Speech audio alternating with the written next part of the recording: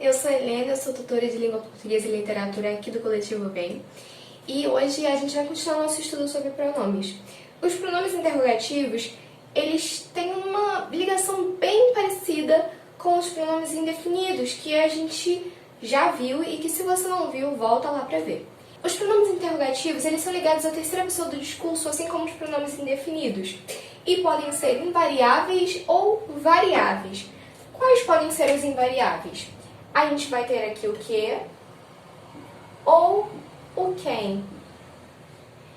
E os variáveis, por exemplo, a gente vai ter o qual, que pode ser quais. Ah, Helena, mas de que se tratam os pronomes interrogativos, né? Qual é o papel dos pronomes interrogativos? Bem, quando a gente pergunta quem é você, qual a matéria que você mais gosta? Então, sempre que a gente questiona alguém sobre alguma coisa e a gente não tem certeza, tem um sentido vago, um sentido impreciso, e você pergunta justamente para ter certeza de algo, a gente está falando de um pronome interrogativo. Faz-se uma interrogação justamente para que você possa ter uma resposta à sua pergunta.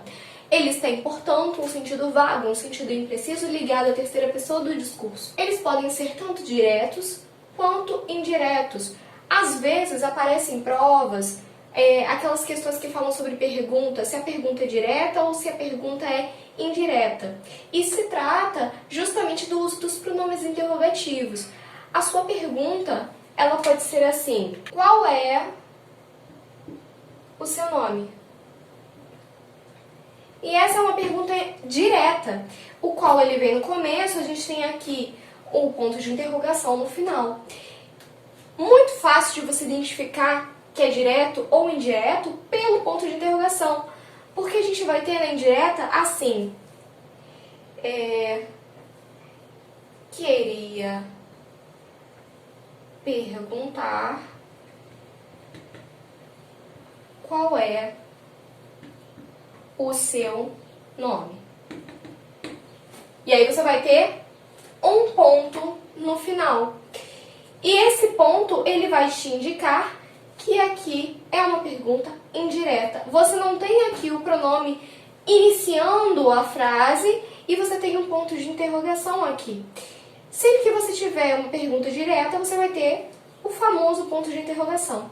E a sua pergunta indireta, você vai ter o pronome, mas não vai ter o famoso ponto de interrogação. Você pode também ter substantivos ou adjetivos. Os pronomes interrogativos, eles podem ser tanto substantivos quanto adjetivos. A gente já falou lá nos pronomes indefinidos que a gente vai ter um papel desses pronomes parecidos com essas classes que a gente já estudou. O substantivo, ele nomeia, enquanto o adjetivo classifica. Quem comeu o pudim? Uma vez eu estava aqui em casa, falei com a minha mãe, porque tinha um pudim muito bonito na geladeira, e minha mãe estava dormindo. Eu cutuquei ela e falei assim: mãe, posso comer o pudim antes do almoço?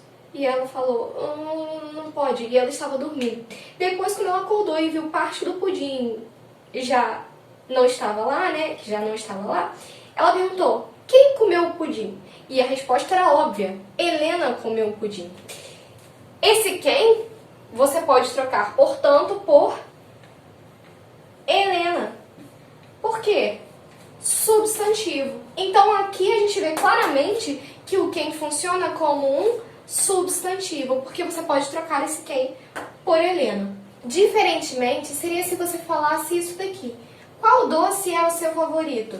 Perceba que doce é um substantivo, e qual aqui, portanto, está acompanhando o substantivo doce. Ele está caracterizando o substantivo doce, porque ele é impreciso, ele é vago, mas ele está aqui caracterizando o sentido doce, porque depois você vai falar: o meu doce favorito é o pudim. Então a gente finalizou aqui o estudo dos pronomes interrogativos.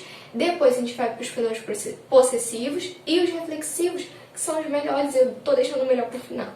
Um beijo no coração de vocês. Tchau, tchau.